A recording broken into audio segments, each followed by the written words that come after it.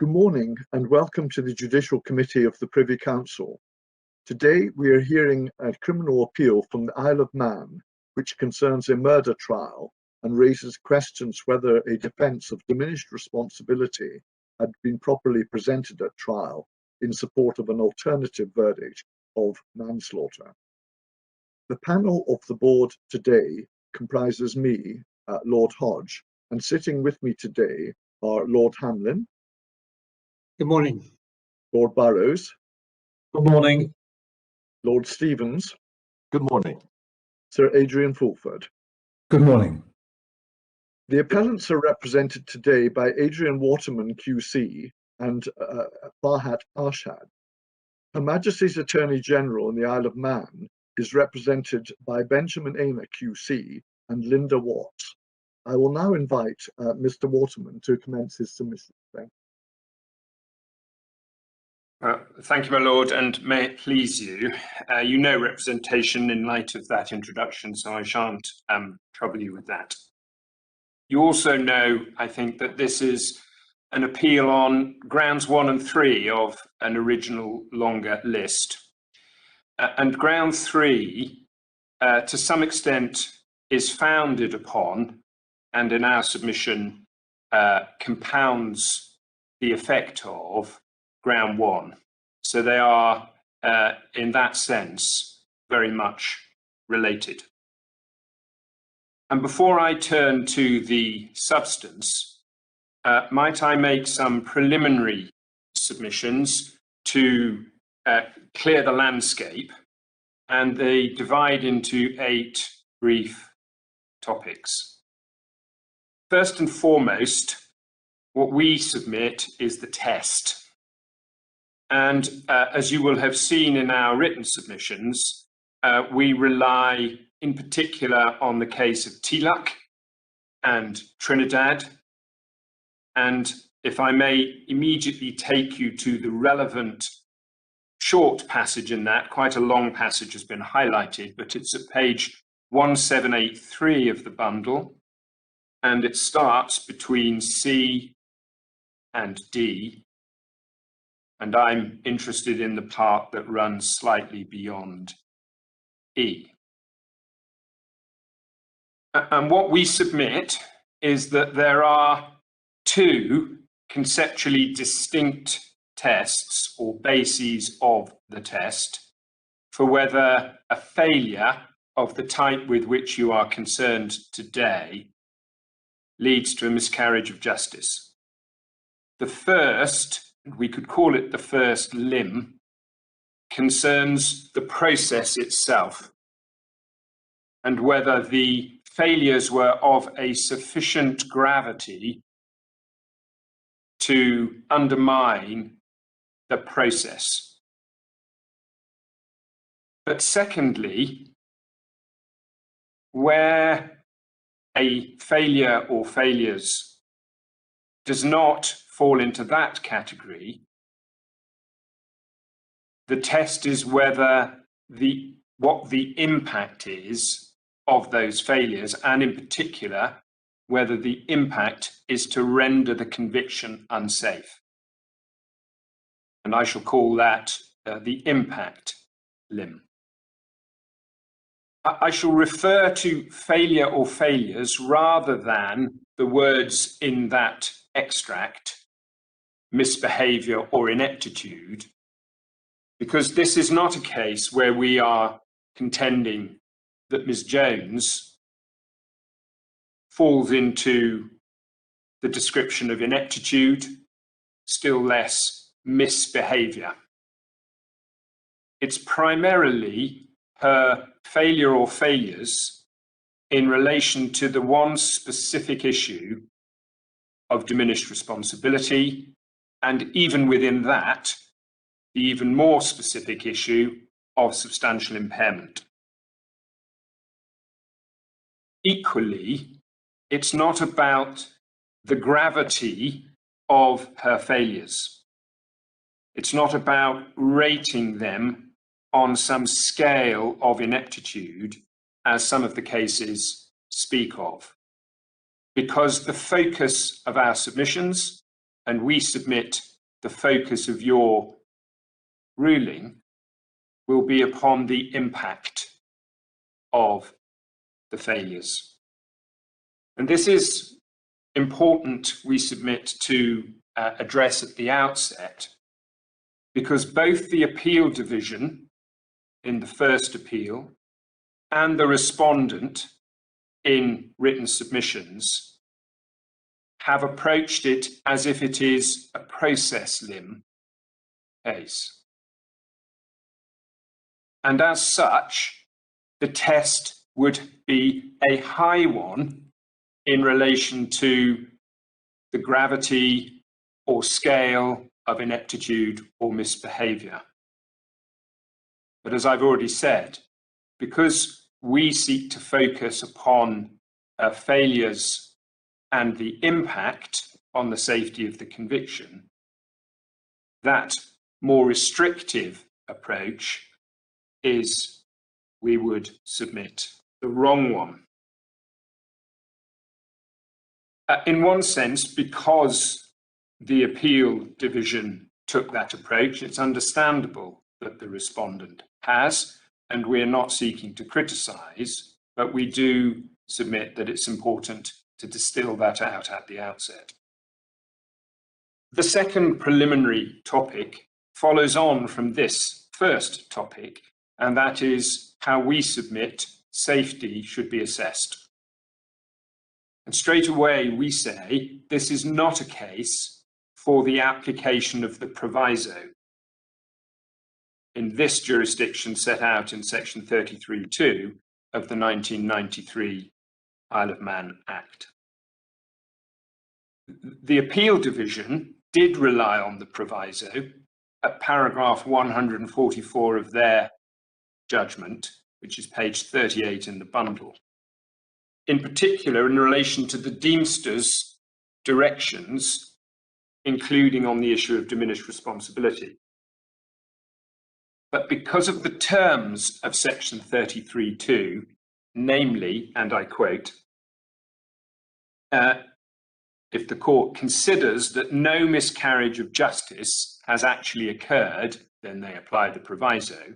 Because of those terms, we submit that if the conviction is unsafe, then the proviso could not apply. In other words, as a matter of internal logic, it's axiomatic that there's been a miscarriage of justice if the conviction is unsafe.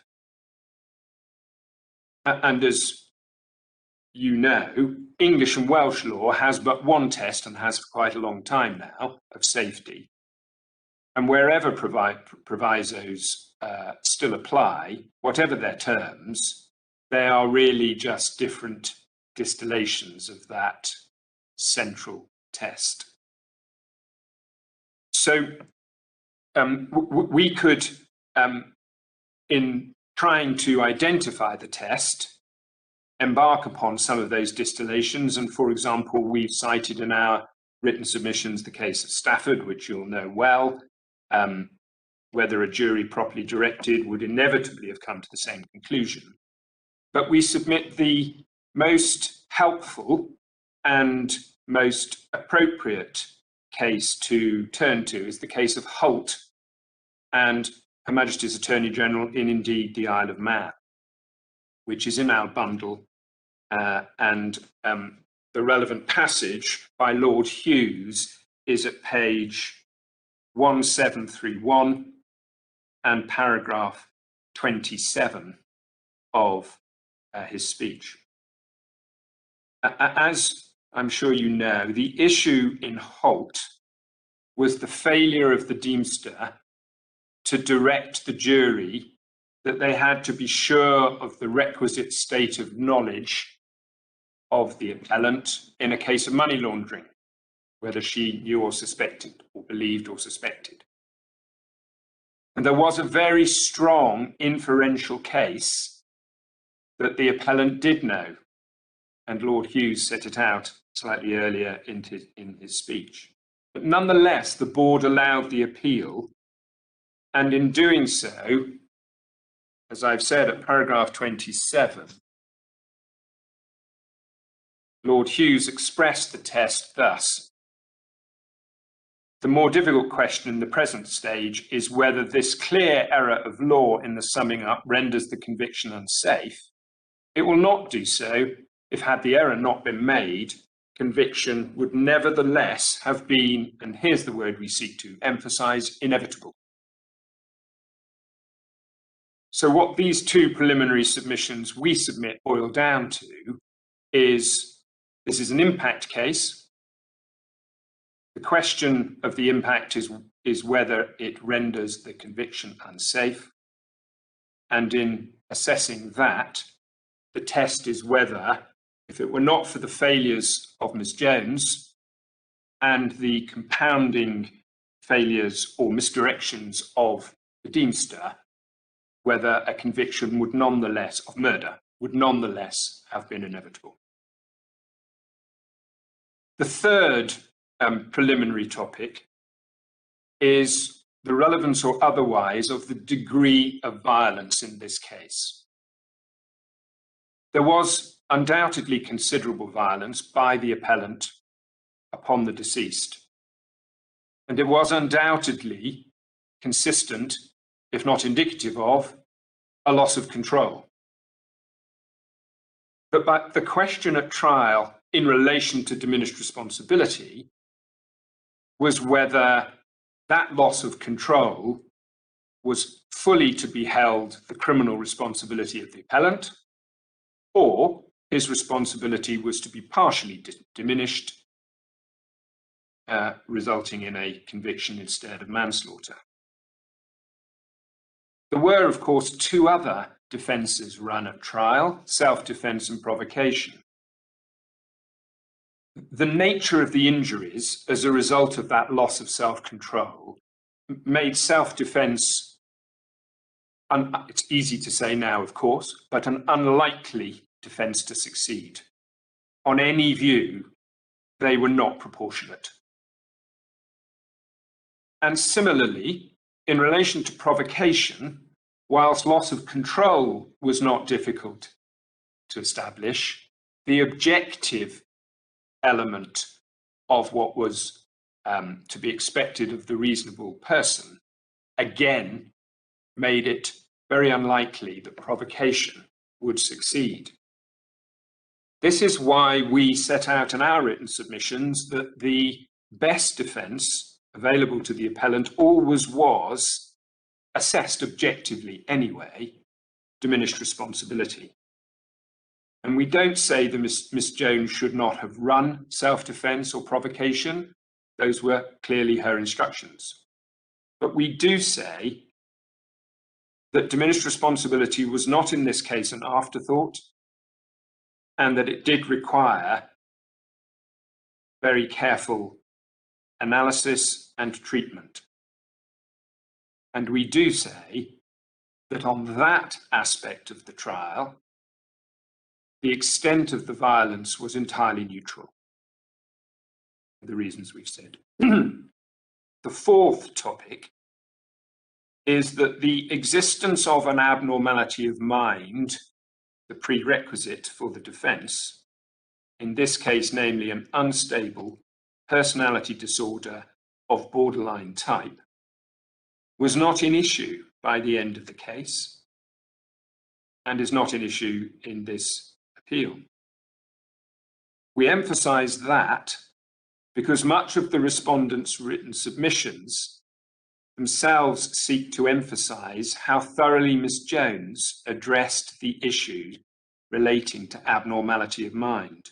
For example, at paragraphs 9 and 10 of the written submissions, page 1531, there's a list of areas that she covered to seek to emphasise that point. But abnormality of mind was never going to be the main issue, or even an issue realistically, once Professor Shaw had changed her opinion on that topic, which even in the different iterations of her amended or additional report remained the case. She never resiled from concluding that there was, after all, despite what she'd said initially, an abnormality of mind.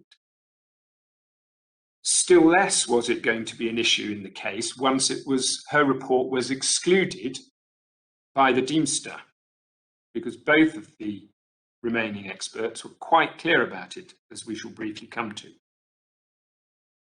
So by the end of the case, as we submit in our written submissions, substantial impairment was the only issue as far as diminished responsibility was concerned.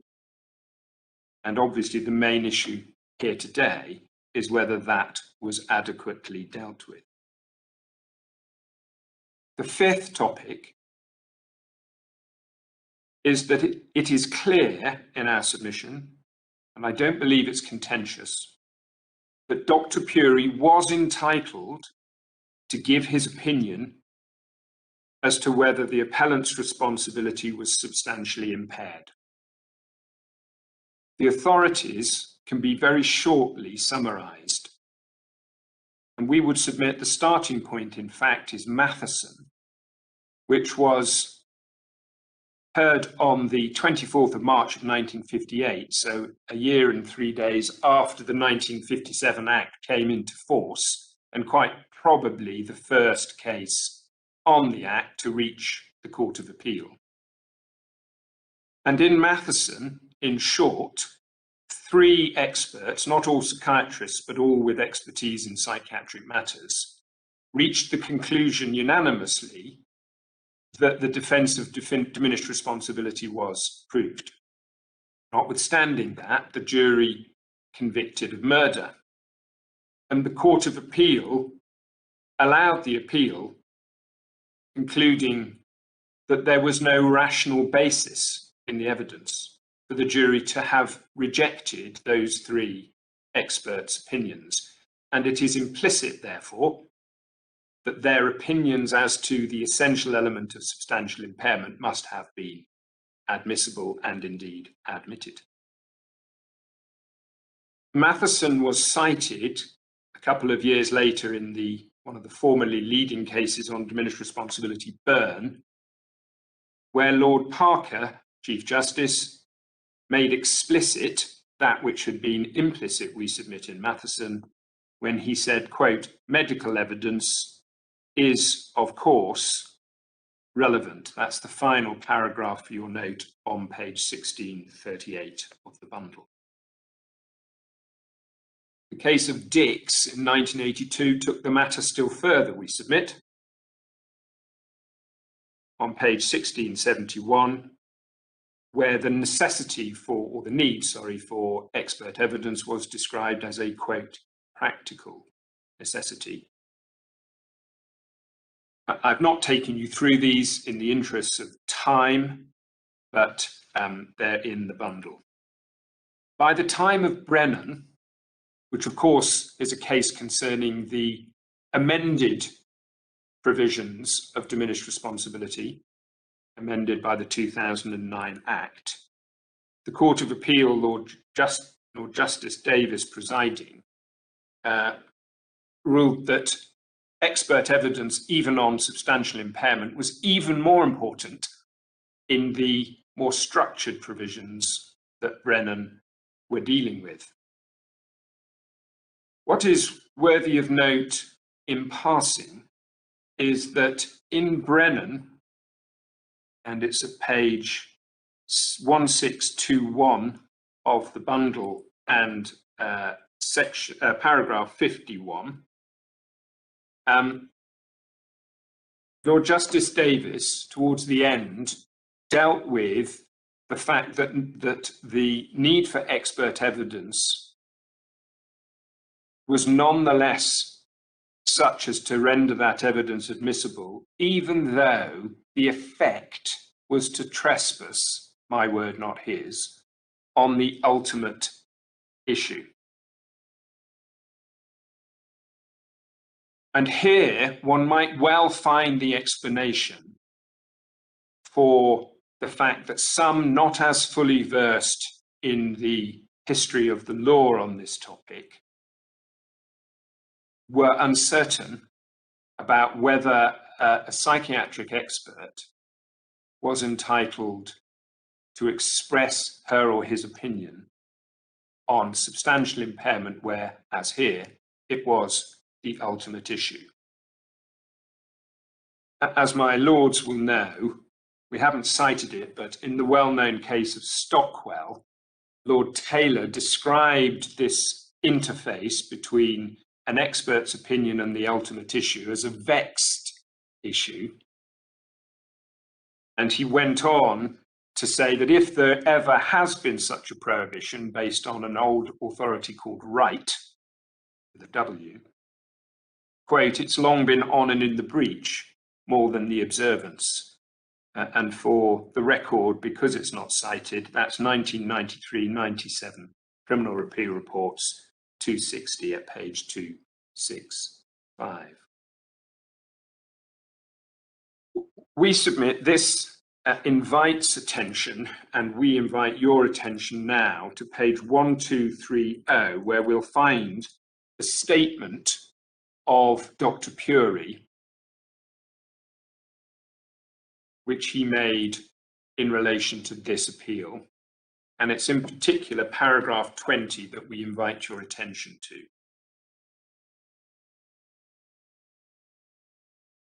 He's dealing with why he answered in the way he did, to which we shall come, and is the emphasized first three lines. But then he says this, I answered in this way as I was unclear as to whether or not I was allowed to comment on the level of impairment. The approach of the courts has changed over the years, and the Isle of Man was not a jurisdiction in which I'd ever previously appeared. Generally, as an expert, I'm conscious of not overstepping the rules of the court and of giving evidence. I was therefore reluctant to answer this question, as I was unsure as to whether I was allowed to. And there an allusion to what I have called the uncertainty that some experienced in relation to that vexed issue. Whether it was right in law or not, some of us certainly, I for one, have had experience of that uncertainty in experts. This is worthy of emphasizing as a preliminary point because the respondent contends wrongly, we submit, that it's such a clear-cut issue on law that Dr. Puri must have known. And we submit that that assertion is not a sound basis for rejecting what Dr. Puri himself says.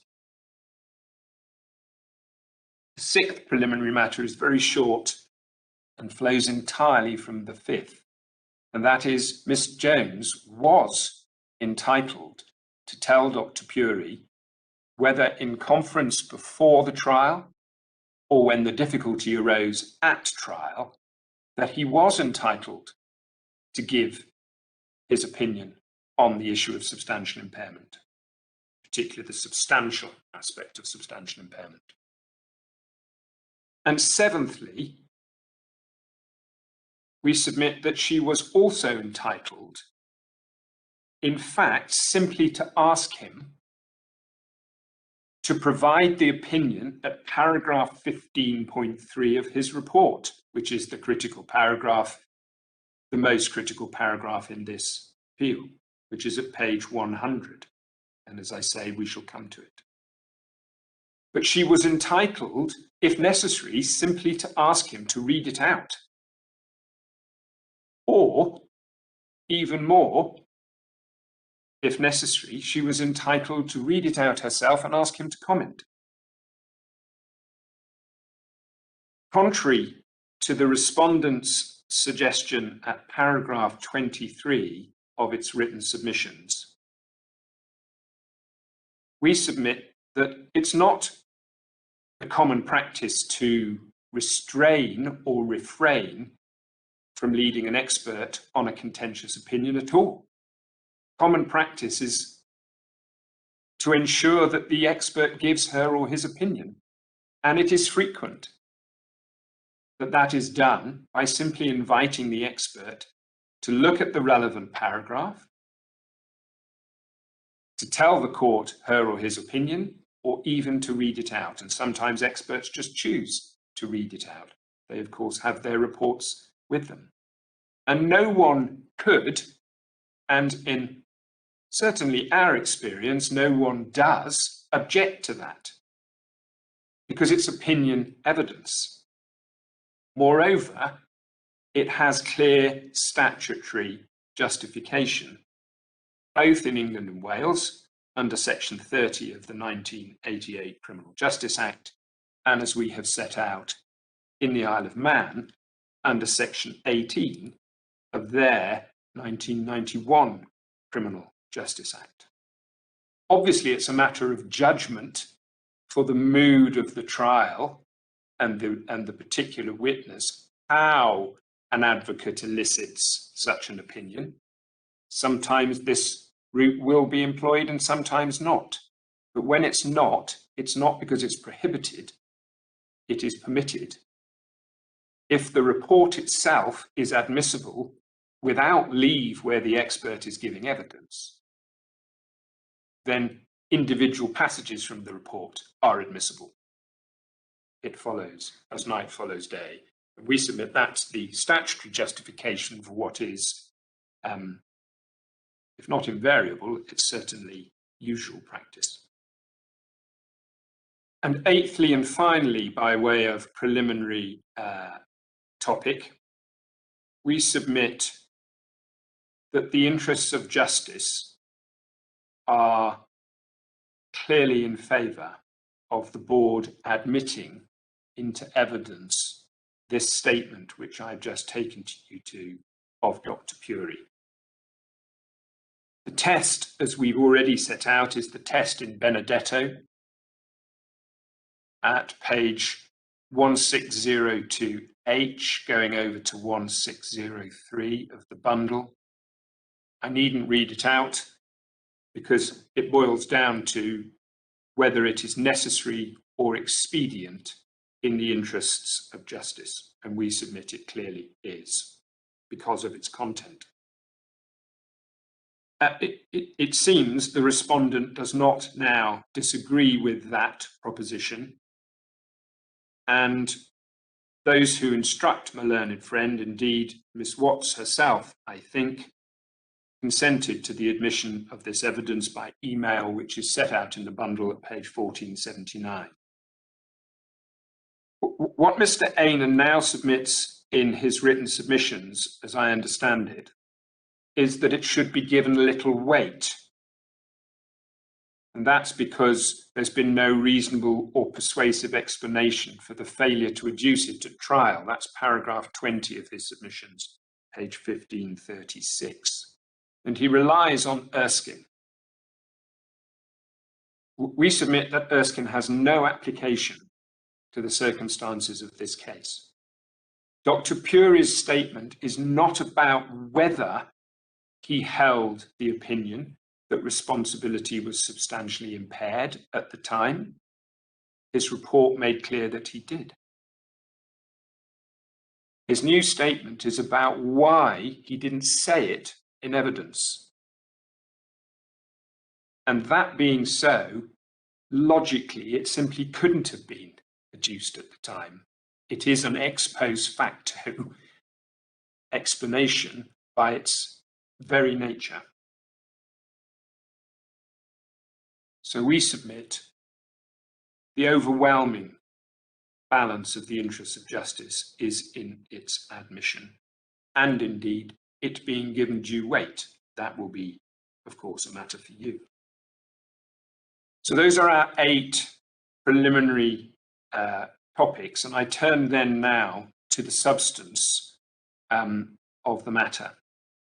First of all, very briefly, simply to note that both of the remaining experts called on behalf of the appellant, Dr. Puri, the psychiatrist, and Dr. Bradley, the psychologist, gave clear, detailed, and explained evidence in their reports, and indeed orally, that the appellant did have an emotionally unstable personality disorder. Dr. Puri included a further causative symptom of it, namely morbid, or as he also describes it, pathological jealousy. The references where these opinions are best summed up are as follows: paragraph 14.8 of Dr. Puri, page 96.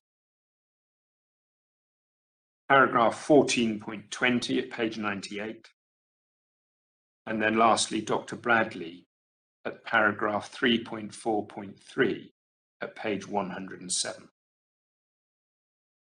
So the foundational, not only fact of the disorder, but that it had an impact on loss of control or ability to control, is well established in the reports, and as I've said, by the end was not contentious. Can I take you then to the paragraph where Dr. Puri sets out his opinion in his report on substantial impairment, and it's paragraph 15.3 at page 100 in the bundle. It's at the top of the page. And it's the last that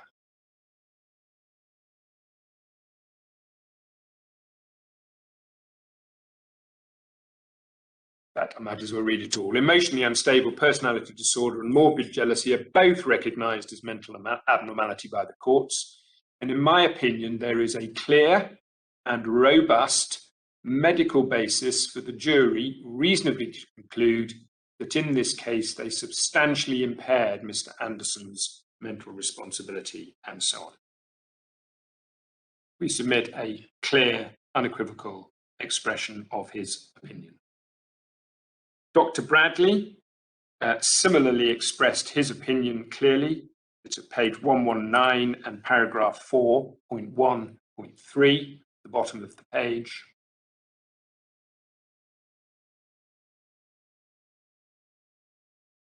In his opinion, I feel there is sufficient evidence of personality issues to argue for diminished responsibility in this case. And then going to the last 4 lines, these could be considered a mental abnormality and have, quote, substantially impaired his mental responsibility. And there, again, he is setting out the part of the section. In short, my lords, what we submit is that evidence should have been put before the jury. That is the pivotal issue. So turning to the evidence,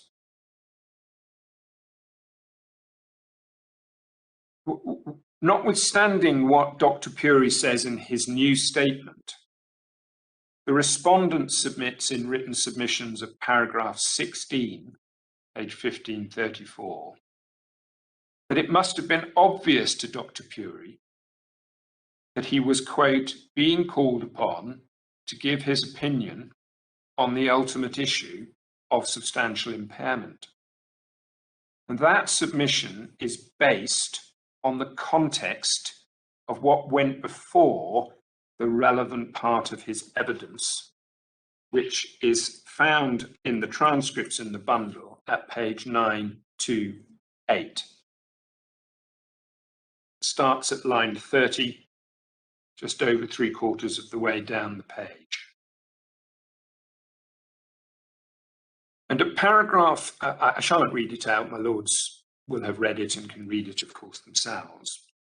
At paragraph 61 of our written submissions, this exchange where Ms. Jones was asking the Deemster whether she was entitled to read out the relevant provisions, and he essentially said she was, and the part in particular that the respondent relies on is the last line. He has to point out that it's mental abnormality, and then he has to, going over the page, go into the impair and substantial impair aspect. We set out in our submissions flaws in seeking to rely upon that as evidence for the fact that Dr. Puri must have known, and now must have known even though he says he didn't know. First, the Deemster was not being asked and was not giving guidance on whether or not Dr. Puri was entitled to express an opinion on substantial impairment. As I've said, he was being asked to allow Miss Jones to read out the provision. Dr. Puri himself was not being addressed either by Miss Jones or by the Deemster. And then secondly, as we've already made clear, I think, in his statement, he gives an explanation. And this passage, which comes 3 or 4 pages before the relevant part of the evidence, is no basis for discrediting what Dr. Puri himself says. We submit it would not have been a basis in any event, but it certainly isn't now. So we come to the critical failure of Ms. Jones, which, as I say, is 4 pages further on at page 933, starting towards the bottom at line 27. She asks Dr. Puri to concentrate on the word substantially impaired. She asks what his conclusions are, perfectly legitimate question.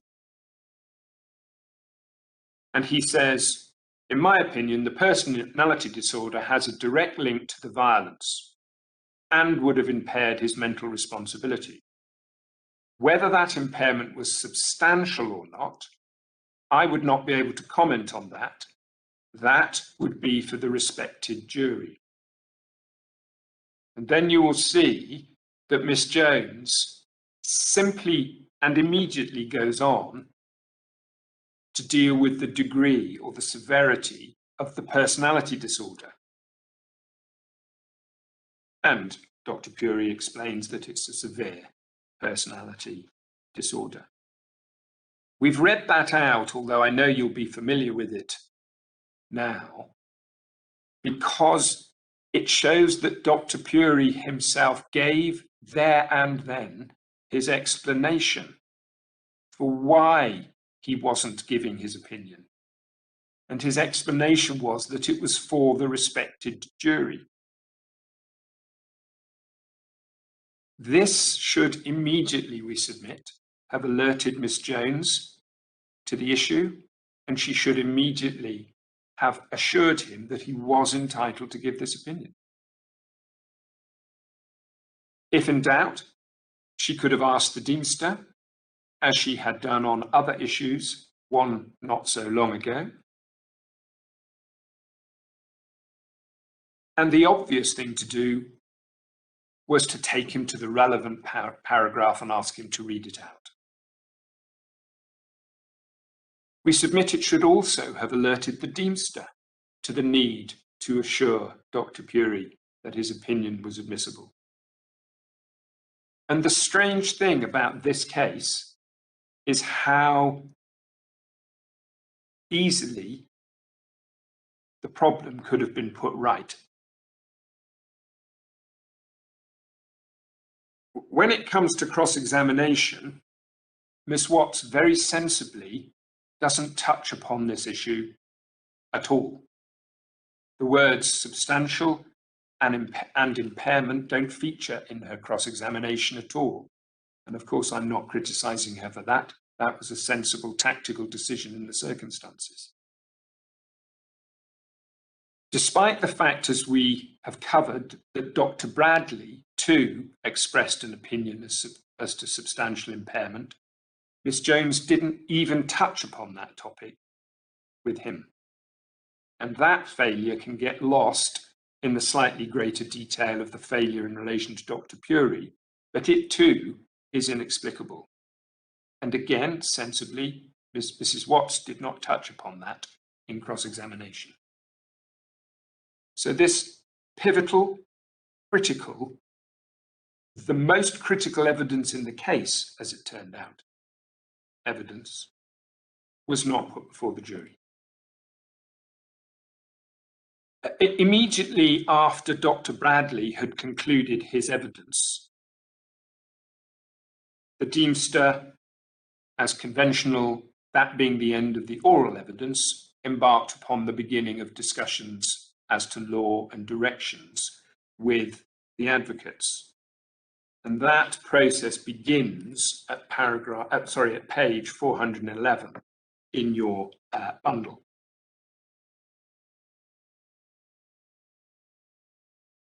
The substantial part starts at page 412 in the middle of the page, where Miss Jones, about 5 or 6 lines down at line 23, says, we will be saying that there's only one way for the medical evidence to be interpreted.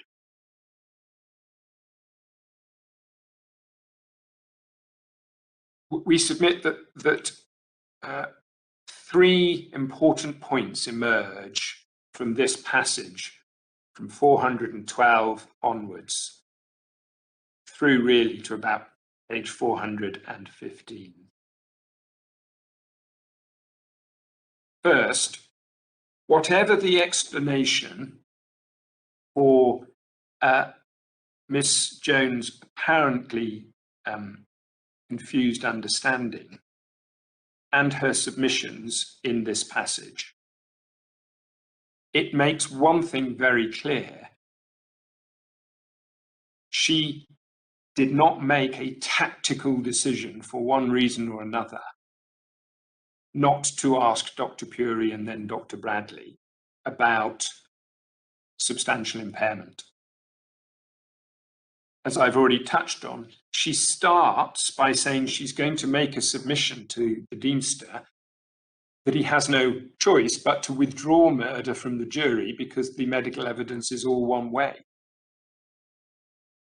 She clearly believed at that stage that she had dealt with diminished responsibility adequately, indeed sufficiently, to found such a submission. She clearly did not think Dr. Puri had changed his mind on this critical issue. It was the Deemster's reaction starting at page 412, line 33, where he asked whether there was actually any opinion expressed, and she interrupts him, that alerts her to the problem. And she starts by saying that no, there wasn't any opinion. Over the page at line 19, she says she tried to elicit it. And then at the bottom of page 414, at line 34, she seems to be saying that she did elicit it. So it is quite a confused passage.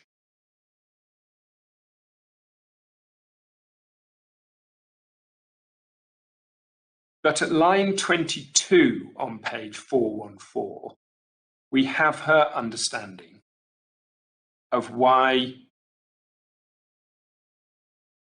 insofar as she agrees he hadn't dealt with it, and I'll be able to, I think, allude to why she is uncertain about it in a minute, we have her understanding for what the reason is, which is accurate, because she says this. It's not well expressed, but the meaning is clear. He cannot say it on the basis that he presupposed it with, it's a matter for the jury. So she correctly understood his explanation given for not having gone any further than he did.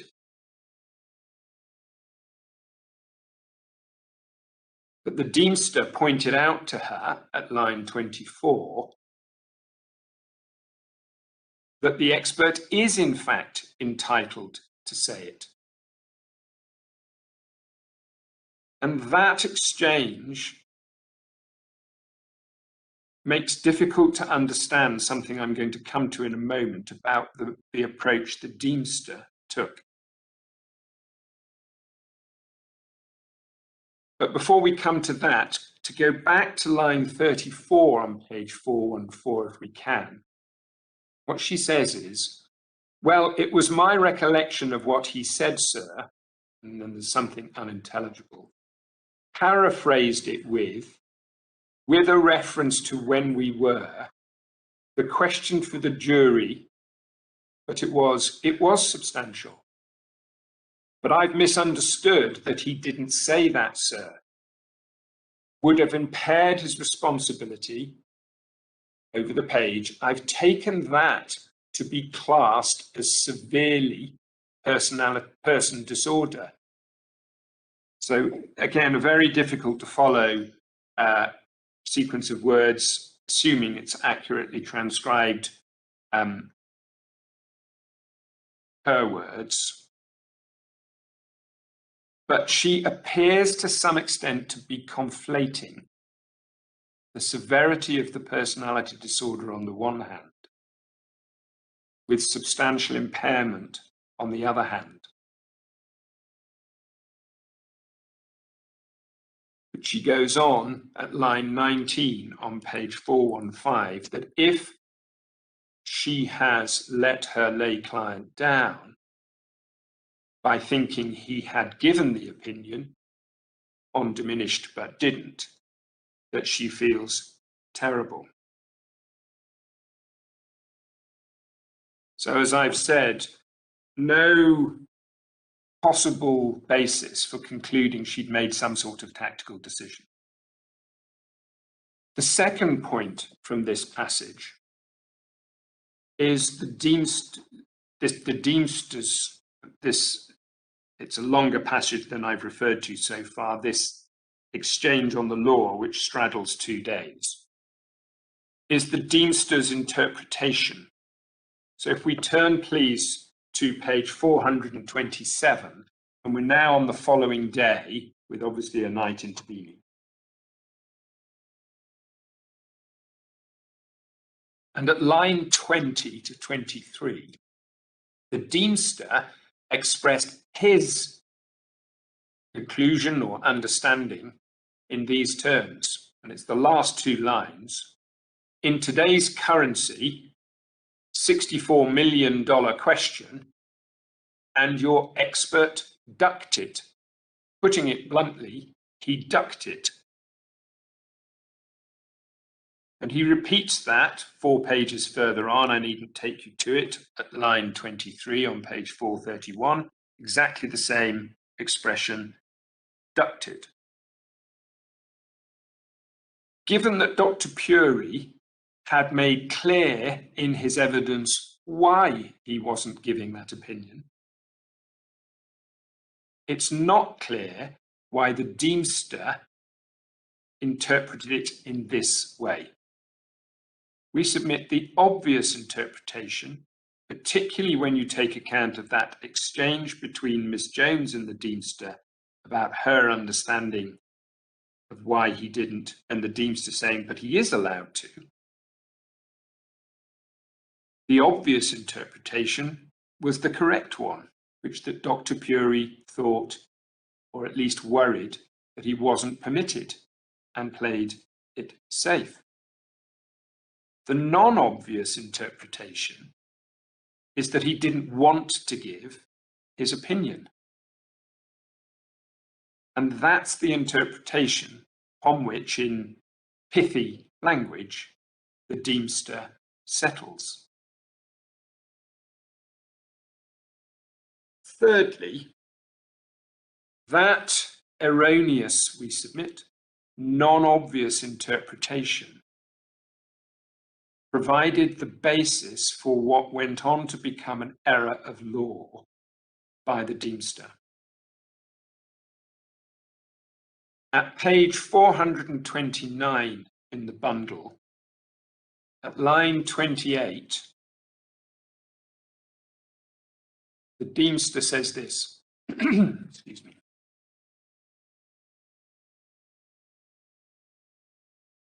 The prosecution seems to me quite entitled to say, quote, members of the jury, even if you contend that he was suffering from abnormality of mind and he was impaired, you've no opinion that he was substantially impaired. Taking the case as a whole, members of the jury, we don't think you can be satisfied of that on the balance of probabilities. And here's the critical part. The expert wasn't prepared to say it, members of the jury. Why wasn't he prepared to say it, members of the jury? End of quote. They can, it seems to me, it's two questions, not one. So we submit that his misselection of interpretation then goes on to lead him, or he leads himself, to conclude that the prosecution would be perfectly entitled to invite the jury to speculate about why Dr. Puri in particular, as they'd heard him decline, but also Dr. Bradley, had not given any opinion on substantial impairment. And the obvious speculation is that the jury would think the experts thought there was no substantial impairment. The Deemster repeated this, and I only emphasize this because it wasn't a maverick aberration. He repeated it at page 433, line 17. We submit it was a serious error of law in which he was directing himself, which went on to have serious consequences. 10 pages further on, my lords, at page 433, at line 7, he discusses with the advocates that his provisional view in respect of all the experts, I won't be using that word capricious or whatever, but I will be basically saying that unless you think there are good reasons for departing from those experts' views, then you shouldn't. And he says this is his provisional view. Taken in isolation, although perhaps the language could be more felicitous, taken in isolation, that isn't improper, but it's not in isolation. And the Deemster did indeed go on to give that direction in due course. So the end point of these three emergent points from the discussion with the advocates on the law and the directions we submit is this. First, there was no evidence on the crucial issue of substantial impairment. Obviously, we've submitted there should have been. But secondly, that there must have been a reason the Deemster says the jury's entitled to conclude why they declined to give such an opinion. To use the words that the Deemster used, why he wasn't prepared to, which is not a fair reflection on what Dr. Puri said, still less on what he meant. Thirdly, the only logical option for the jury, invited or at least permitted to go into that speculative area, is that Dr. Puri didn't believe this was a case of substantial impairment, and inferentially, neither did Dr. Bradley. And then fourthly and finally, on this critical issue, the jury shouldn't take a different view from the experts without good reason.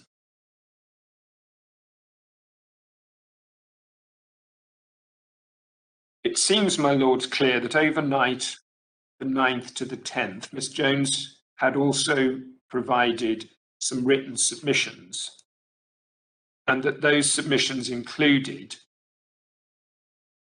a submission requesting to recall Dr. Puri. I say that because if we go back to page 426, and although we're going backwards, we're still on the 10th of April.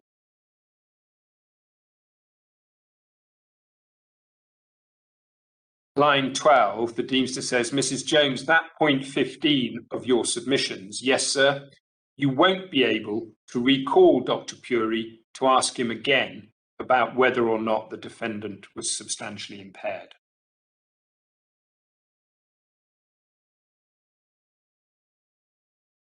We submit that summary dismissal of that apparent application lost a second, perhaps not as easy as the first, but much easier than where we presently are, opportunity to remedy what had gone wrong. I turn next then, please, to the respondent's speech, because the respondent took up the Deemster's analysis in the way that I have outlined it. And if we go, please, to page 1091 in the bundle and line 3 to begin. We submit that the respondent not only took up the Deemster's misanalysis, but added something and thereby made it worse. Line 3, Dr. Bradley, Miss Watts said to the jury, gave absolutely no evidence as to the degree of impairment. And when Dr. Puri was asked, he said that he couldn't comment on whether it was substantial or not. He was unable or unwilling to express his opinion as to degree of impairment. That's not a fair characterization. In fact, he wasn't unable or unwilling, but that's not my principal point. She emphasizes correctly that there's no expert evidence on substantial impairment. The defence will ask you to infer the case of substantial impairment from all the circumstances, from all the evidence, from all the history. But really, members of the jury, doesn't that just give him the diagnosis, i.e. abnormality of mind? The abnormality of mind. And here's the part that makes the position worse. All the background relied on by the experts in coming to their conclusions that there was an emotionally unstable personality disorder of borderline type. The information gathered leads to this diagnosis, but neither said it was a substantial impairment. So the additional element, compounding that which has gone before, is, to paraphrase, these experts, they had all the material and they couldn't reach the conclusion that this was substantial impairment. In other words, adding force to the, what we submit as improper, speculative reason why the experts did not give this evidence.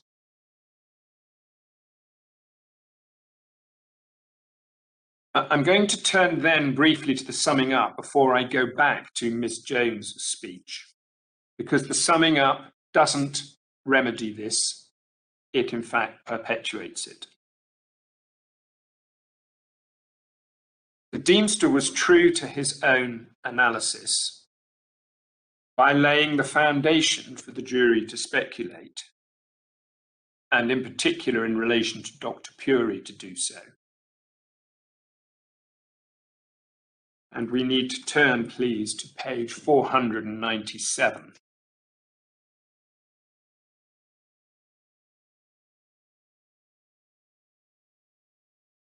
And it's at line 33, 34. He says to the jury, I emphasize substantially because that's the crucial issue between the prosecution and the defense. With that, we agree. The defense stated that both Dr. Puri and Dr. Bradley had had considerable access both to all the material in this case and the defendant. And Mrs. Jones reminded you that Dr. Puri had described the defendant's emotionally unstable personality disorder, borderline type, had described that disorder as a severe disorder. She submitted that taking into account the medical evidence put forward by the defence and considering the evidence in this case as a whole, the defence on a balance of probability that the defendant's impairment was substantial. The prosecution have stated that Dr. Bradley gave no evidence as to the degree of impairment and that when asked, Dr. Puri was either unwilling or unable to do so.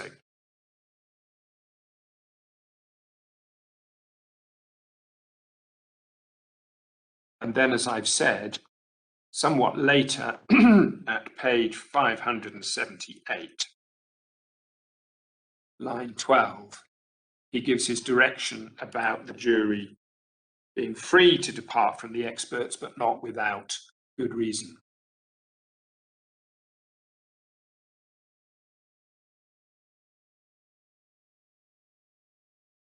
So he has emphasized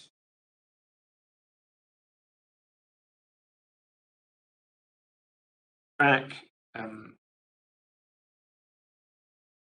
to the first passage I read out, that there was considerable access both to all the material in the case and the defendant. That's the precise words that the prosecution used. He's emphasized that Dr. Puri was unable or unwilling to give evidence. The same words the prosecution's used. Of course, he's summarizing the argument, so one would expect him to. But what he doesn't do, having himself engendered this, is deal with the problem, the unfairness that it has created, compounding the failures of Mrs. Jones to put the matter before the jury. And it's my fault I've omitted one small point I wanted to make on page 578. Forgive me. Please, can we flip back to there? I should, I think, read this out. The doctors are there to assist you. They're not there to decide this case themselves, but you, of course, have to act on the evidence and not arbitrarily. If you believe there's nothing which throws such doubt on their evidence as to lead you to say, well, they're probably wrong, then you should act on what they say about the defendant's abnormality. You should also bear in mind that whilst this evidence may well be of assistance to you in reaching your decision on diminished responsibility, you must reach your decision having considered all the evidence. Throw doubt is a very unhelpful choice of words when the burden is in fact on the defendant. So this further compounds the problem. So the jury, the Deemster, is encouraging them not to reject the experts unless they have a particular reason, which throws doubt on the expert's opinion. But in fact, as he tells them elsewhere, to find diminished responsibility, they have to find it on balance of probability.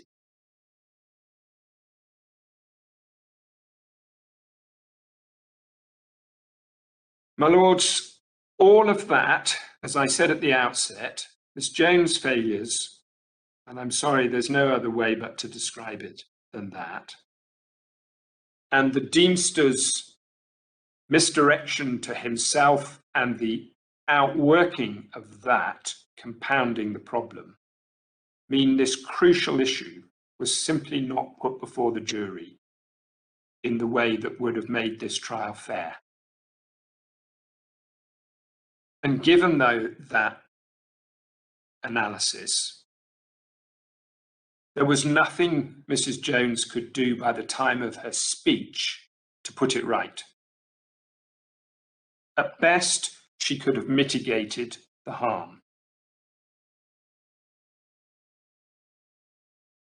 But we respectfully submit, that is respectfully to her, that she didn't even do that. My Lords, turn to page 1098, please.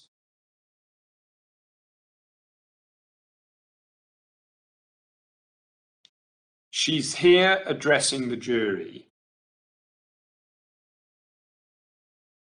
about abnormality of mind, starting at line 10.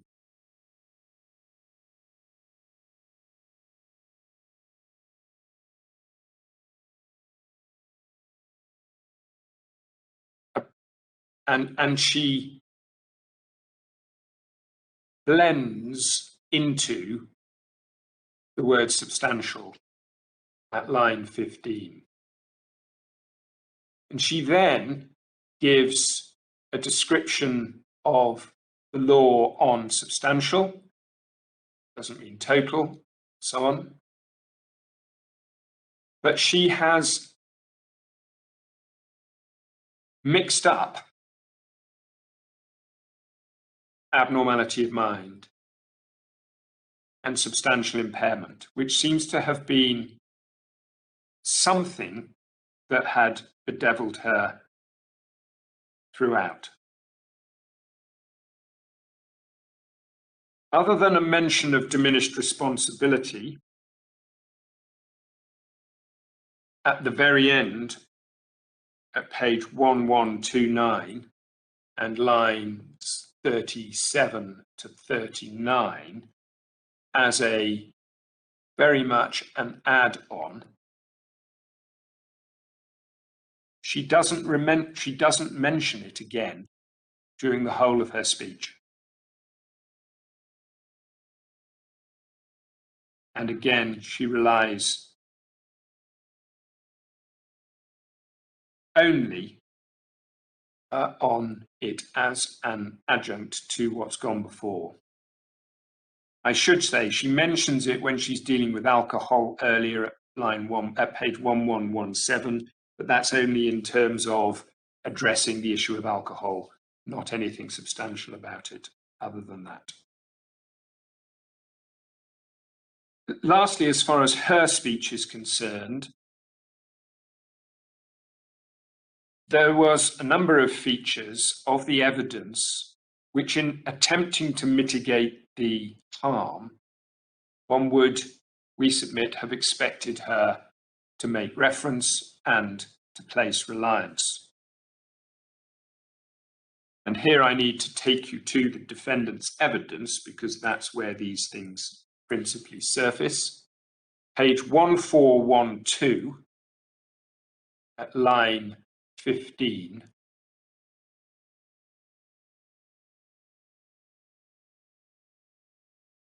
He's talking about the end of the incident.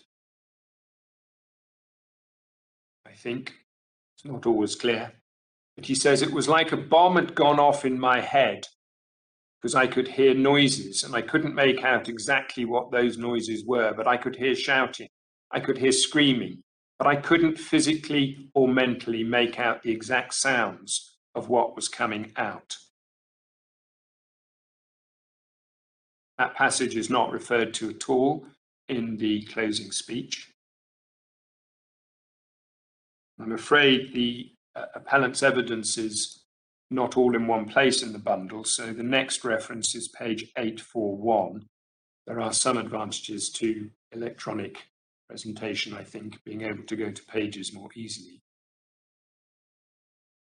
Line 4 on page 841.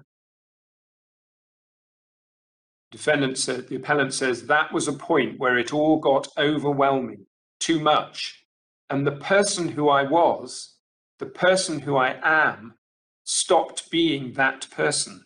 I don't know. I ceased. It's like I wasn't there. It wasn't me after that.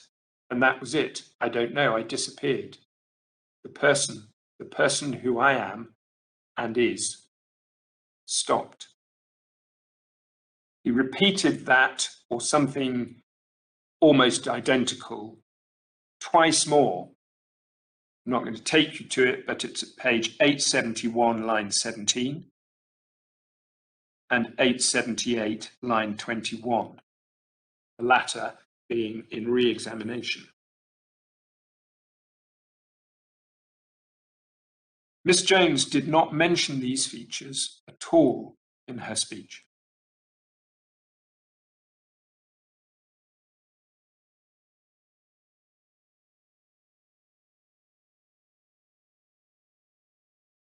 As you may have read elsewhere, he also gave evidence about something that clearly happened at page 1415 again, line 5. It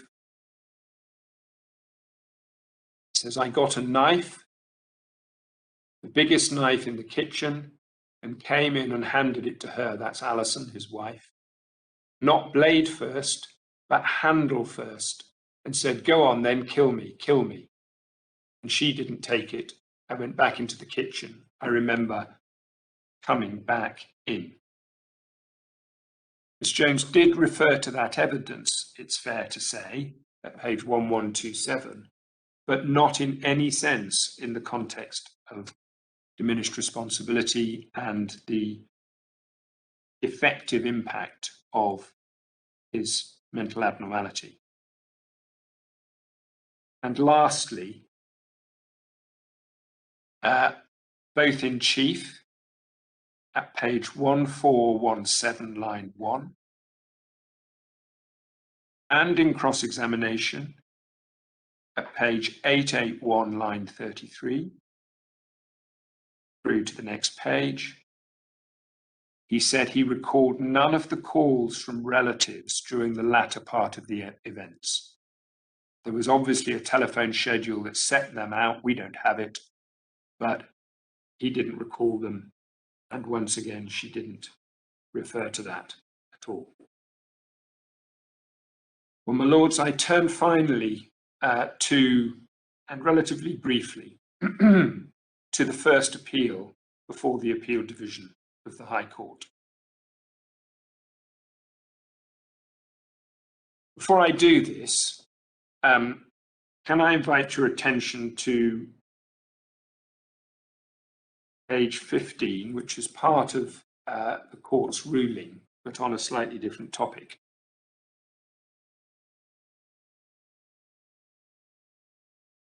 On page 14, the court has made clear that Ms. Jones and Mr. Russell, her junior, had both been invited in light of the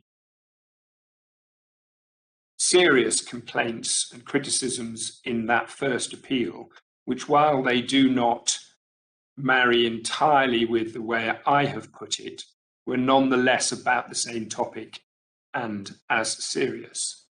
They were both invited to respond.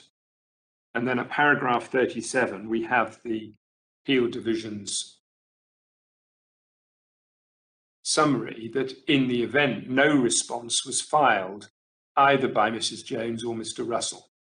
Given that serious criticisms were made in the appeal notice of their conduct at trial, this was somewhat surprising.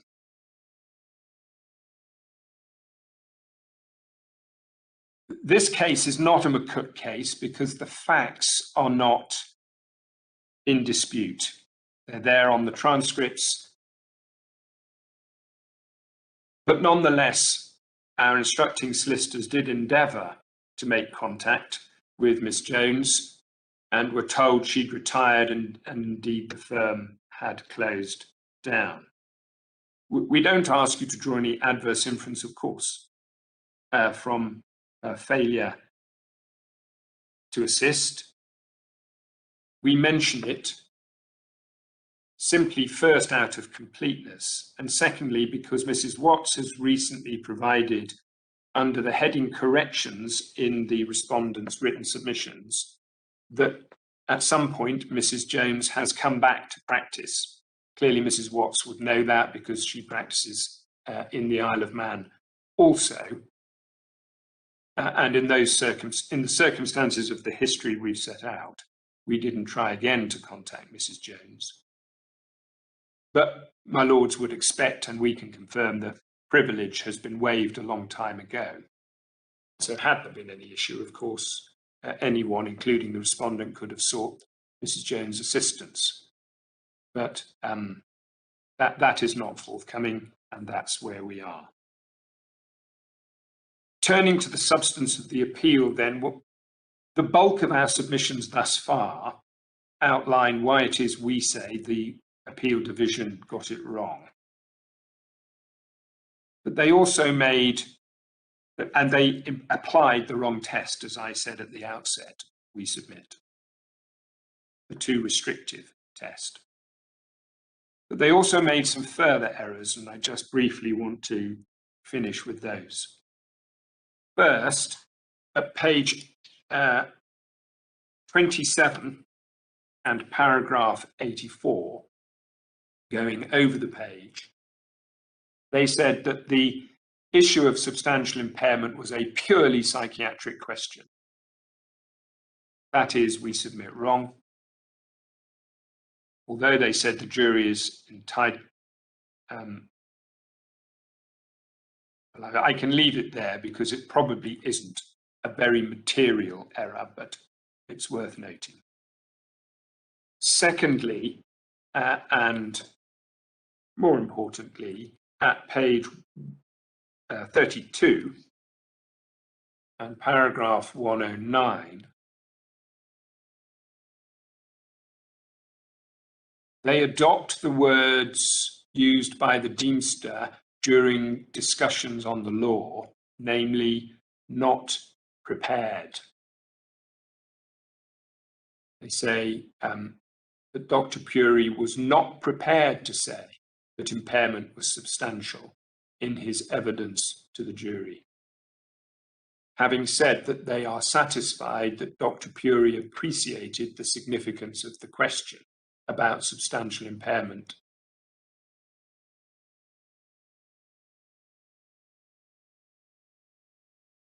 As I've already said, it's an inaccurate, and not just inaccurate, it misrepresents what was really going on, even on its face, with Dr. Puri. Thirdly, at also page 32, but the next paragraph, the final sentence is, it's well established that in examination in chief, an advocate is not permitted to ask leading questions or to cross-examine the witness.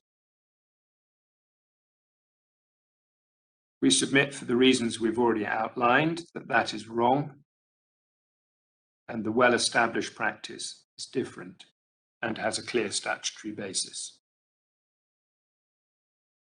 Fourthly, still on page 32, at paragraph 111,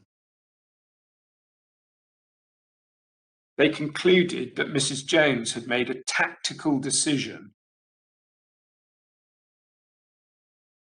not to risk Dr. Puri unexpectedly resigning from the opinion in his report.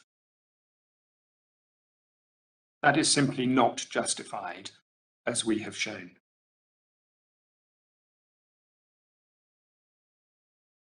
Fifthly,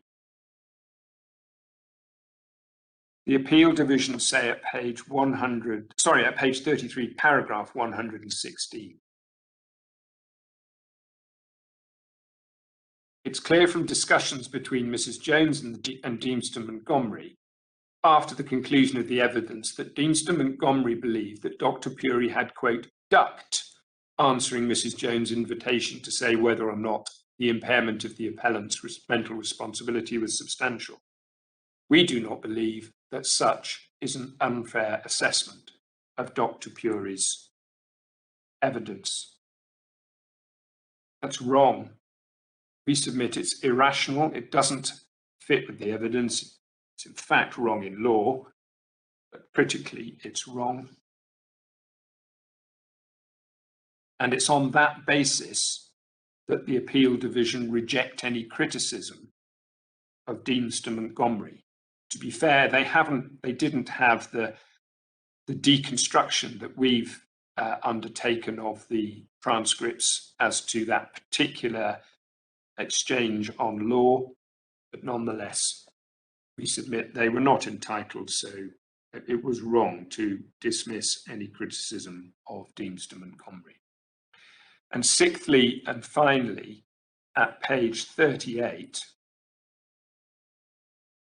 paragraph 144, as I've already said, the appeal division applied the proviso, or said they would, in any event, have applied the proviso had they found any other failings, because the case was overwhelming. For the reasons we've already dealt with, that simply cannot apply in relation to diminished responsibility and the issue of substantial impairment. The nature of the attack and the injuries is, as we said at the outset, neutral.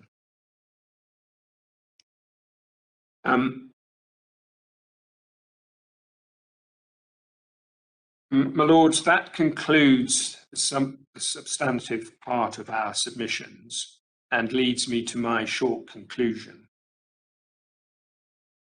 which is, in fact, evident from what I've said so far. It's far from inevitable that a jury who heard the opinion of Dr. Puri as in his report, and all the opinion of Dr. Bradley as in his report,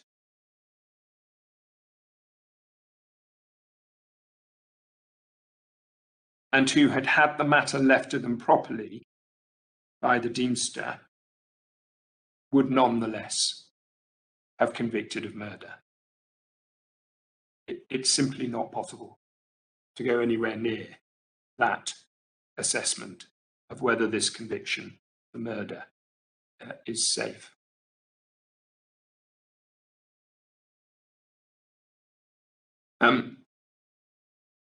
Clearly, the board has the power to substitute a verdict of manslaughter.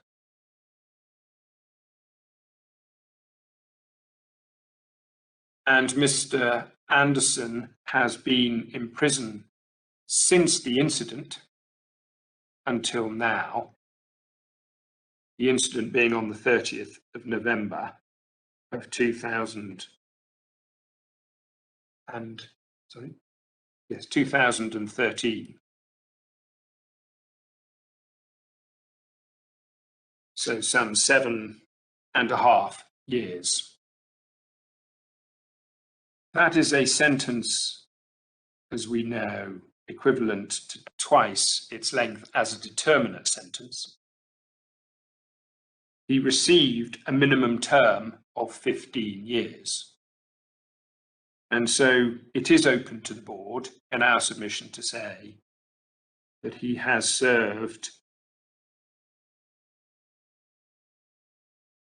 almost the full sentence that he would have served if convicted of manslaughter. Obviously, we have to speculate about what the sentence would have been, but we are talking about sentences in the Isle of Man, which are obviously, as the minimum term shows, somewhat lower. That would not, I accept, take account of whether he had a conviction for murder, if that is a realistic outcome of a trial. And what I cannot say to the board is that this is just as I cannot say it's inevitable that a jury would have convicted of murder had matters proceeded properly, I cannot say, had matters proceeded properly, it's inevitable that it would have been manslaughter. I cannot say that. So the court clearly has the discretion to order a retrial, notwithstanding that we are now many years after the events, and notwithstanding that he served that period of time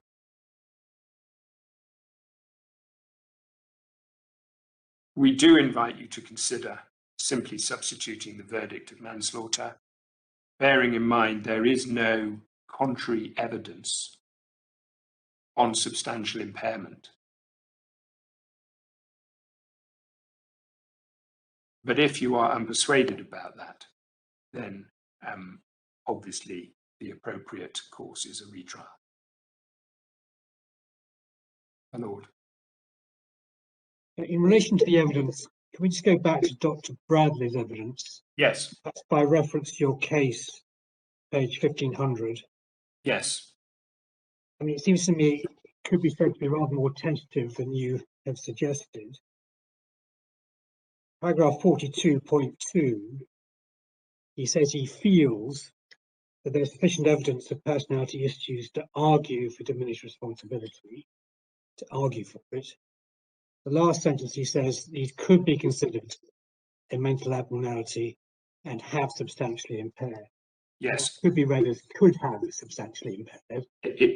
And if you look at his further addendum, the bottom of 1501, he says it highlights how such personality traits may have impacted significantly upon Mr. Anderson, and this could constitute an argument for diminished responsibility.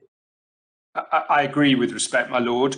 It probably didn't come across in my voice, but I sought to emphasise the words "and have" to draw a distinction between the fact that he'd said "could" in terms of the abnormality, because the abnormality, as I said, was not an issue by the end of the trial.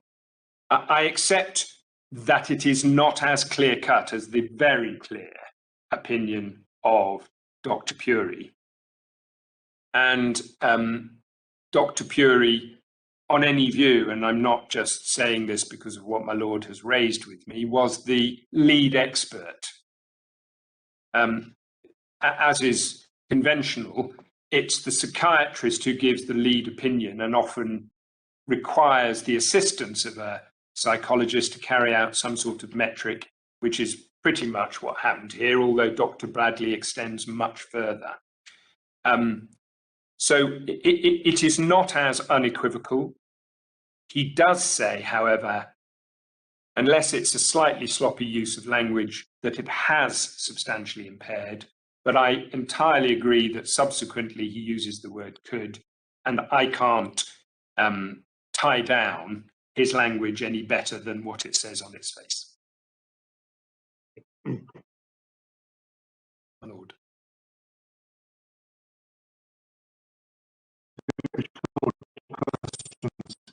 I'm struggling to hear you. Does the Isle of Man have any dangerousness? Sorry. Does the Isle of Man I wonder, Lord have Stevens, any... if you could ask the question again, please. Yeah. Does the Isle of Man have any dangerousness provisions in relation to sentencing? And the second is, if there is to be a retrial, is confined simply to diminished responsibility? I was just taking some, getting some assistance from my learned junior, who you know is in the room. There are no dangerous provisions, I'm told. I can't say I know that, but I'm happy to rely on what I've been told. And the second part of your question, it's entirely my fault, and I'm really sorry, but I didn't catch it because I was trying to deal with the first part, which was inappropriate. I apologise.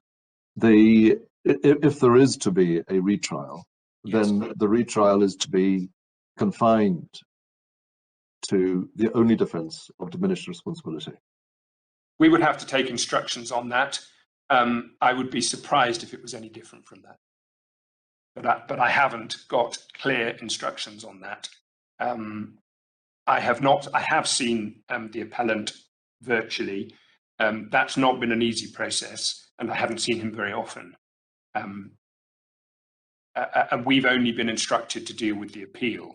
So I don't know what counsel who would be instructed would advise him on. But the logical conclusion of my analysis is clear. Well, I would have thought that the appeal being confined to diminished responsibility and that was then the only matter that would arise at the retrial.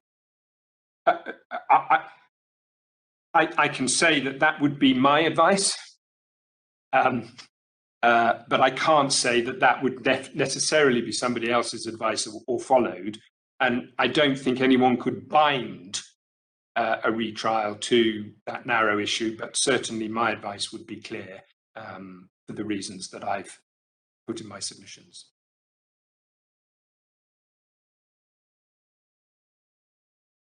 Thank you. Does that complete your submission, Mr. Waterman? My lord, it does. Yes.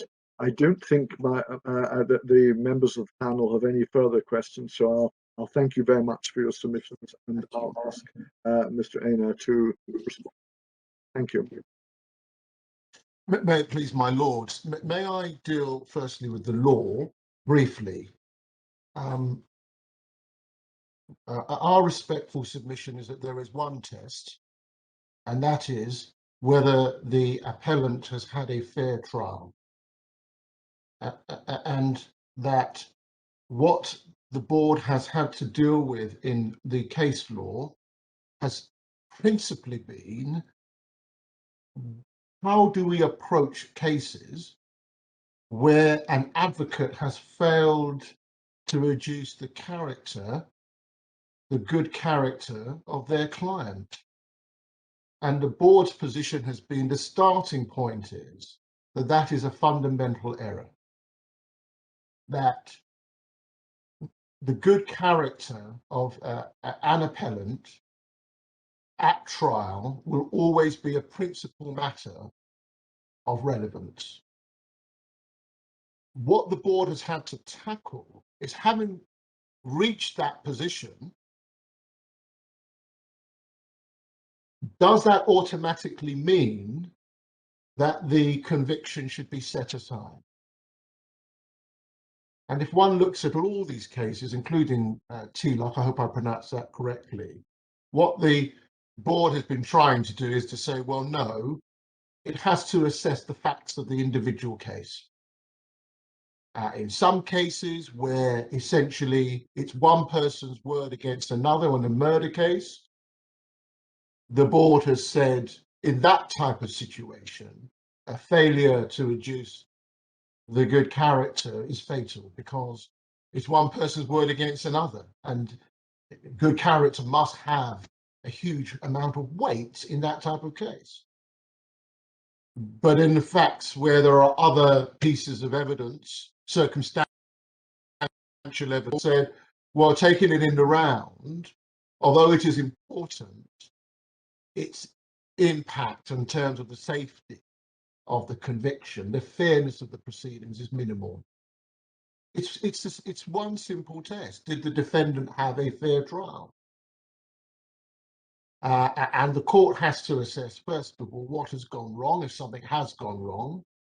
And if it has gone wrong, should we set aside the conviction because what has gone wrong cannot be repaired? When we look at the transcript, we looked at what's happened, we looked at the evidence in the round, it can't be repaired. Or when we look at it in the round, we look at the evidence that the jury had to deal with and the different pieces and strands of evidence, we are satisfied that although something has gone wrong, the defendant had a fair trial. So my principal submission is it is one test, and one should not get bogged down by the board's attempt to do justice on the facts of a particular case in answering that question, whether there has been a fair trial means that we have one test or two tests or three tests. That's the principal submission so far as the law is concerned. And I know my lords would have looked at the paragraphs that we've highlighted in the authorities that we've put forward. We submit that illustrates that that is the position. May I just, having said that, deal with another background matter, which is a general matter which we submit goes to the core of this appeal. What the jury had to tackle in this case was a simple but very difficult issue. It was a concept of what is pervasive. What does pervasive mean?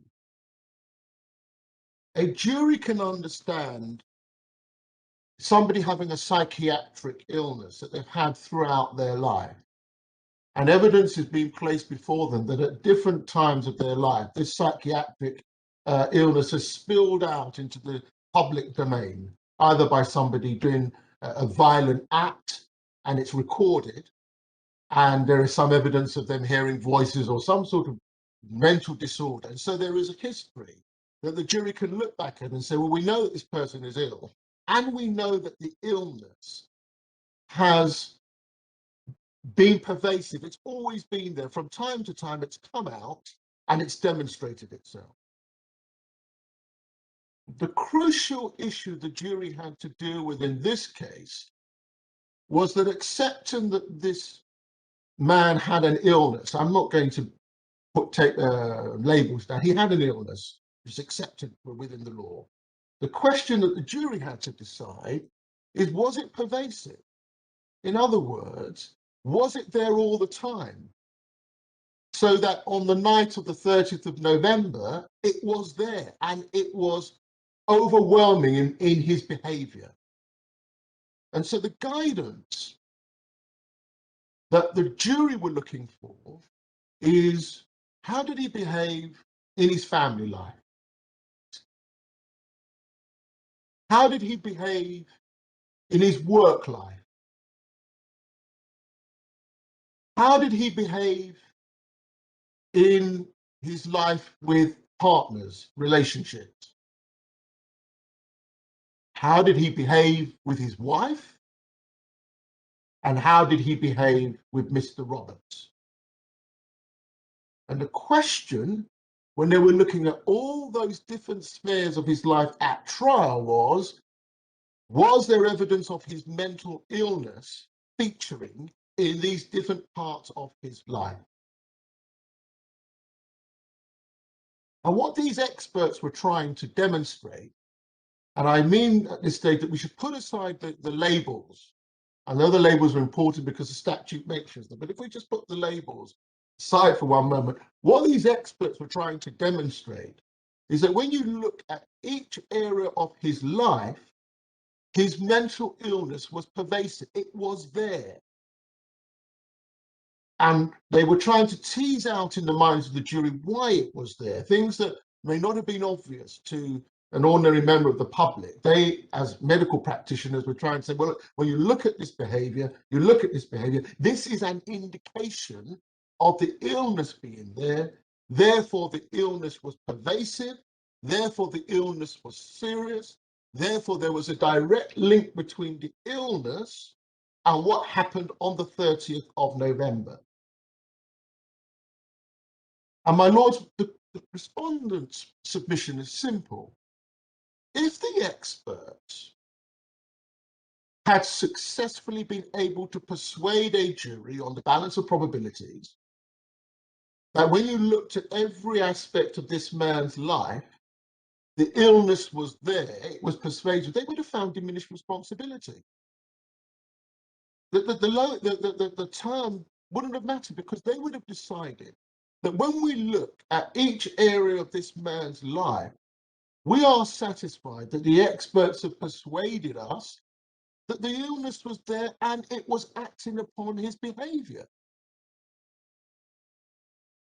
And so the respondent's position is that that was exactly what the experts were seeking to do. And they did it very carefully and very clearly before the jury. The argument of the respondents at trial was, let us explore to see if the illness was there at each stage of his life. Was it pervasive? And when one looks at the cross-examination of Miss Watts and what she was trying to do at trial, it was to simply illustrate to the jury that whilst it's accepted he has this illness, it was not pervasive because he was able to work, he was able to get promotions at work, he was able to live his life, as many people do, with the ups and downs of relationships. And there were no instances of violence breaking out, generally speaking, the illness taking control of him in the general sphere of his life. And this was the areas of cross-examination that was being put before the jury through the witnesses. So whatever label you gave to this, the jury were left with a question. On the balance of probabilities, do we think the illness was there on the 30th of November? Or have the prosecution successfully persuaded us that when we look at each aspect of his life, the illness may have been there, but it wasn't affecting him? And that's what this trial was about. And it is rather like, I'm sorry to take an analogy away from this case to illustrate it. It's rather like somebody having diabetes. It's there, but if they're taking their medication, it may not be having an effect.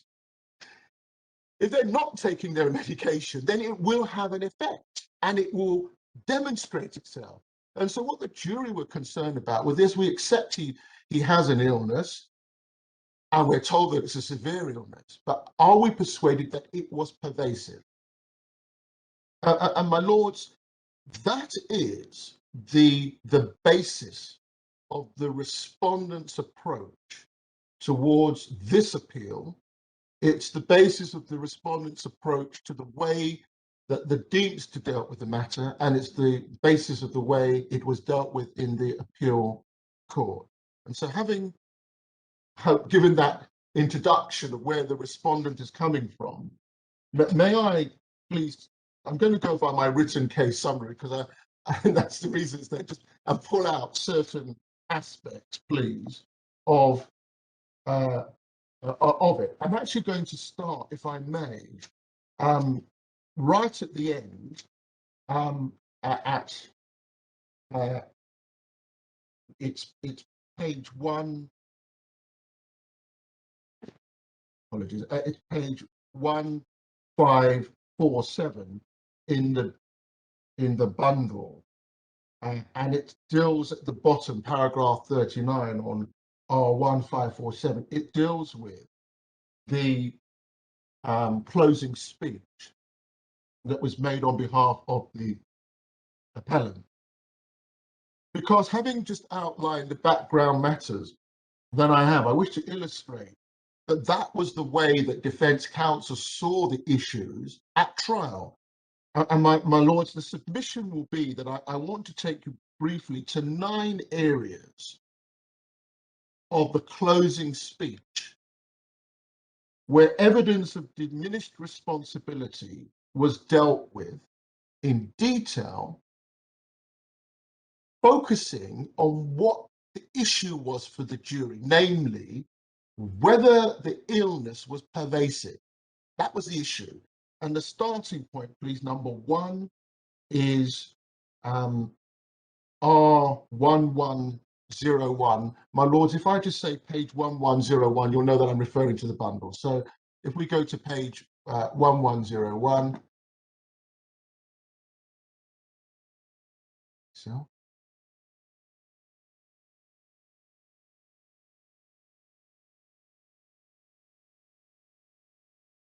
And my lords, if we start, please, from line 20.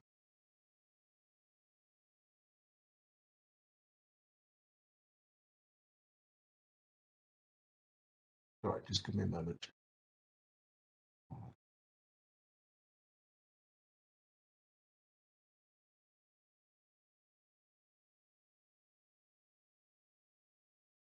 What defence counsel is doing is she's beginning to deal with the issue that she knows the jury have to tackle. And so she says, what of Mr. Ian Anderson? What of his character? On the face of it, he was a high achiever. He'd been brought up in a broken home where violence and bullying was common. He was one of 5 children where money was short, yet despite all of this, and despite not being a straight A student, he rose in the career that he could rightly be very proud of. However, members of the jury, we say that this is just a public face of Mr. Anderson. It's only a very small part of the picture.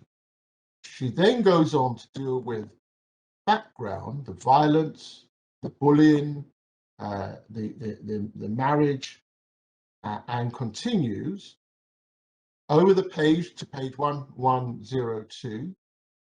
It deals with his father dying, the impact of that on him.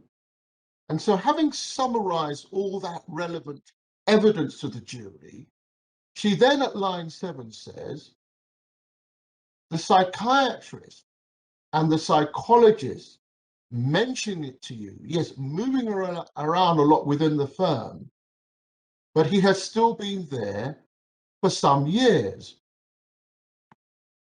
And then she carries on dealing with line 12, 13 years, 7 employers. And she asks the question, is this really, members of the jury, a man who is not being affected by his personality disorder in his work? We would say that it is clearly the situation where he is. And so, pausing there, what the defense advocate is doing is knowing that what she has to convince the jury of is that the mental illness is pervasive. It is there at every stage of his life. She is setting out the detail that the jury have to tackle and then saying, look at what the psychiatrists are saying about it. Look at what the psychologists are saying about it. Having analysed it, she ends up by saying, is this really meant to be a man who's not being affected by his personality disorder in his work? Because if the jury think that at every stage of his life and of the evidential picture they're looking at, the mental illness is there, then of course, when it comes to the night of the 30th of November, it is easier for the jury on the balance of probability to say it's diminished responsibility. So to suggest, and that's the first, I'm going to take my law very quickly to the other 8 areas, to suggest that defense counsel was not drawing the main issue of diminished responsibility and the impact it had on her client is, with greatest respect, very far off the mark. That's the first example. Then the second example, if I may, line 1104.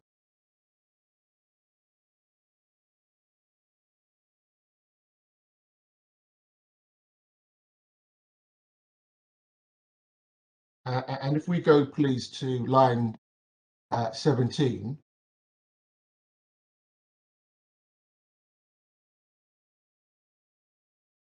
You'll see there that, again, she is dealing with this topic. She says, I'll come on to that explanation in a moment, but I do make the point, members of the jury, because I'll come back to this. In a time of crisis, what did Mr. Anderson do when he couldn't deal with that conflict? He involved his children. He passed the responsibility of dealing with the conflict to someone else because he couldn't deal with it. He smashed that phone, and she goes on to do with the phone being broken. At line 30, she goes on to deal with issues of anger which the jury had been dealt with. And then at line 36, she brings in the important summary. Is fear of abandonment, is that starting to ring true with you at this point, members of the jury? So what she's trying to do is she's trying to bring in subtly the issue of pervasiveness from the evidence to persuade the jury that it was there. In all these instances they're looking, it was there. She's teasing it out in her own words. Line 11, the third example, please, line 1107. So I didn't know, page 1107, at line 3. She's dealing with the 18th of, an incident happened, I think, on the 18th of May. And she says, as far as Mr. Anderson was concerned, there'd be no contact between his wife and Mr. Roberts from the 18th of May. And then she's asked this question: can you understand with his personality traits, member of the jury, why he then gets in his car and he goes to Ballabeg to confront them and confirm that his wife is with Mr. Robert? I think you can, can't you, members of the jury? And then a little bit further at line 15, she returns to it. They have a normal weekend together. Again, this recurring theme, members of the jury, of not dealing with it, this fear of abandonment. He just spends the weekend with his wife. That's example 3. Then example 4, page 1108. Onto the next page, please. Line 32 at the bottom of the page. And she deals with the 26th of July, the evidence they've heard. Do you remember the video recording of him going around in circles? So he's laughing to himself and just putting this on Facebook. Was that not bizarre behavior? Somebody who has been deeply affected by what has happened to him. Again, this recurring theme of this fear of abandonment, being not happy, but putting things in a box and turning the key and not dealing with them. And on to page, the next page, please, at 1108, at line 11. She deals with Liverpool, the incident in Liverpool, and she says, I submit to you, this is very clear evidence of Mr. Anderson, despite being affected by what his wife has done to him, just carries on. He can't bear to end the relationship. And she crystallizes it in relation to the defense of diminished responsibility at line 19, because still dealing with Liverpool, she says, all of this, we say, members of the jury, you can use to help you understand the severe personality trait, but also to understand the provocation that my client was under in relation to what Miss Anderson and Neil Roberts were actually doing to him over all of these months. So putting aside the issue of the provocation, what she's trying to do is saying it's pervasive. The severity of it is pervasive. It is there at every aspect of his life. 5th example, please. Page 1109, the next page at it actually starts from line 14 to get it into its context.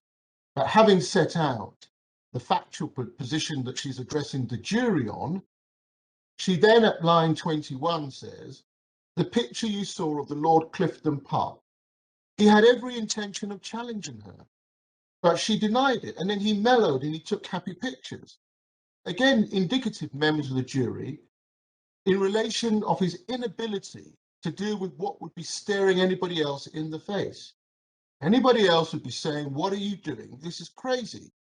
But he carries on because of his fear of abandonment. So she's trying to persuade the jury that this illness that he has is pervasive. It is serious.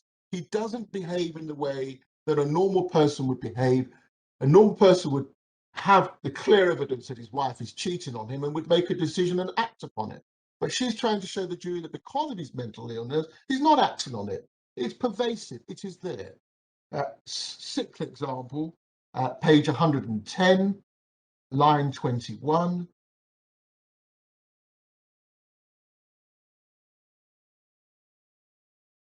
Can I, apologies, my lords, can I in fact start from line 17?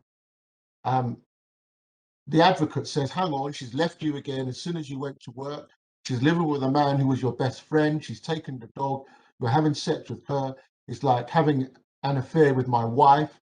All very indicative, we say, members of the jury, of this personality, his inability to deal with actually staring you in the face because of this fear of abandonment. And then we get to line 28. She deals with the events at Carina, which the jury would have heard about.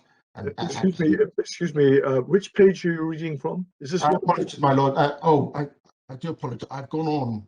Can I just stop? Because I see I've gone on to page 111. Your 6th example is from page 111. Sorry, my lord, I apologize. My 6th example was from page 110, line 21, which was dealing with the Clifton pub and what had happened in Birmingham. Yes, and your 7th example. My 7th example, I apologize. I've slipped into my 7th example, which is thank you very much. The next page. So the 7th example, we've just gone to page 111, and we can see that she's dealing there in 2 paragraphs at line 19 And she tells the jury an example of his fear of an abandonment. And then she goes to line 28. The following day, they're on Carina, having a lovely day out, happy couple, nothing has gone on, living a normal life. And she reminds the purpose of these photographs, members of the jury, to illustrate to you the way that Mr. Anderson deals or doesn't deal with things. He puts them away, he can't deal with them, he turns the lock. So she's there dealing with the central issue. The mental illness is pervasive, it is there in strong terms. Eighth example, please, is, could I just, before I go to the eighth example, my lords, just take you please to page 116.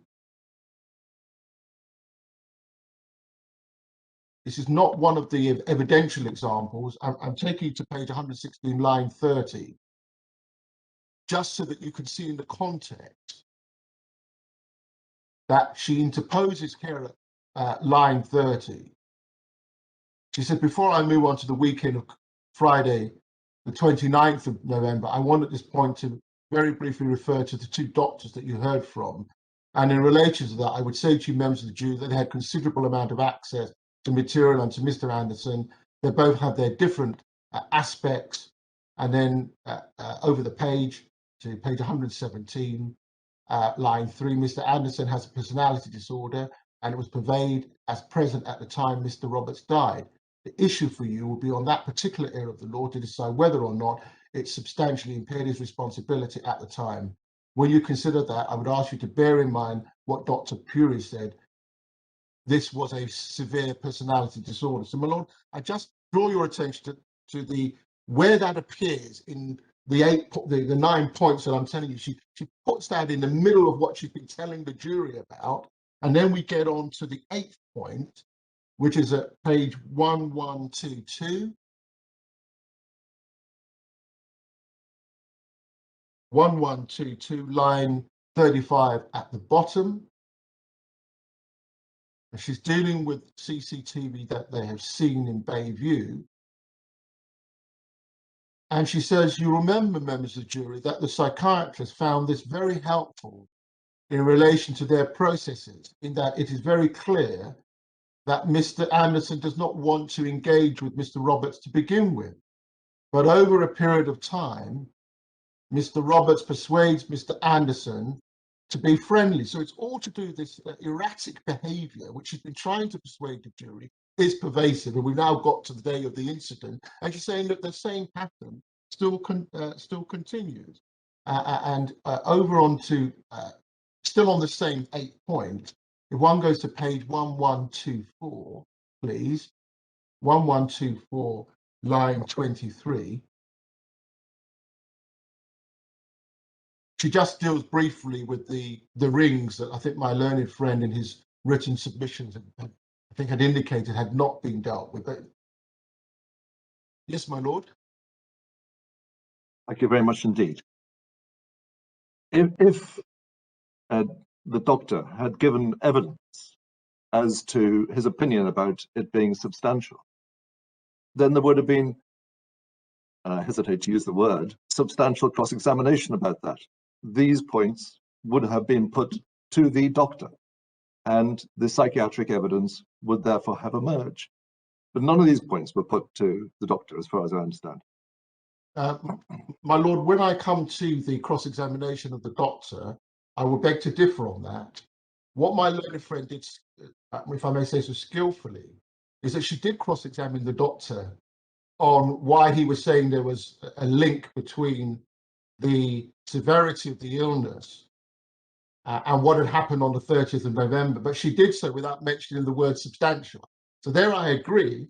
She did so skillfully without mentioning the word substantial, because that's what's in the statute, and that's what you would do as prosecuting counsel. But the thrust of my submission will be that even if my lords were of the view that defence counsel fell below a standard and errors occurred in this case, because prosecuting counsel at trial did cross-examine the experts on all these matters in detail, the jury, for practical purposes, had the material before them. And the word substantial would not have added anything further. That's a sort of alternative submission. But my lord, may I deal with that in detail? I wondered if you I could have- deal with that point after the short adjournment. Certainly, my lord. Yes, the court will now adjourn. Thank you very much.